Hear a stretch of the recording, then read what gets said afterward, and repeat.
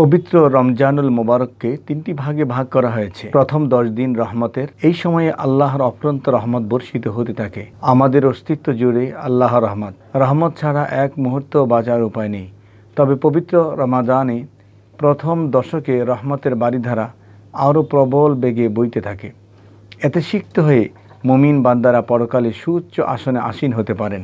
রাসূলুল্লাহ সাল্লাল্লাহু আলাইহি সাল্লাম বলেন, তোমাদের সামনে রমজান মাস হাজির। এটি অত্যন্ত বরকতপূর্ণ মাস।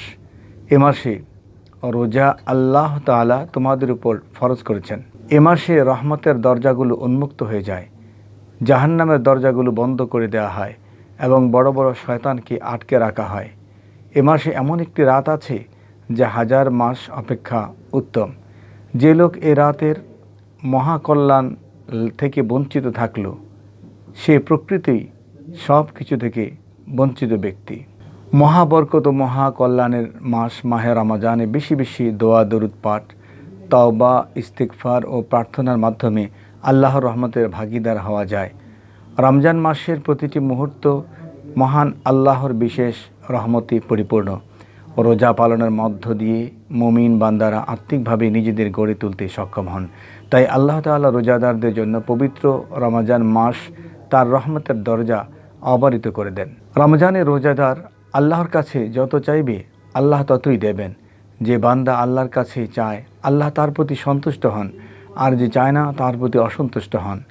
আল্লাহর কাছে চাওয়ার ক্ষেত্রে কখনো কুণ্ঠিত হওয়া উচিত নয়। আমরা প্রত্যেকেই আল্লাহর রহমতের মুখাপেক্ষী। প্রতিটি মুহূর্তে আমাদের রহমতের প্রয়োজন পড়ে। আল্লাহর রহমত কারো অনুকূলে না থাকলে জীবনে ধ্বংস অনিবার্য। যারা দুনিয়াতে সফল হয়েছে সবাই আল্লাহর অনুগ্রহ ও রহমতপ্রাপ্ত বান্দা। রমজান আমাদেরকে আল্লাহর রহমত লাভের অনন্য সুযোগ করে দিয়েছে। এই দশকে আমরা বেশি বেশি করে তওবা, ইস্তেগফার ও দোয়ার মাধ্যমে আল্লাহর নৈকট্য লাভ করতে পারি। আমরা আল্লাহর দিকে যত দ্রুত এগিয়ে যাব, আল্লাহ এর চেয়ে শতগুণ বেশি বেগে আমাদের দিকে ছুটে আসবেন। আল্লাহর রহমতও এমনই, যারা গোলামির মাধ্যমে আল্লাহকে খুশি করতে পারবে, দুনিয়া ও আখেরাতে আল্লাহর রহমত তাদের সঙ্গী হবে।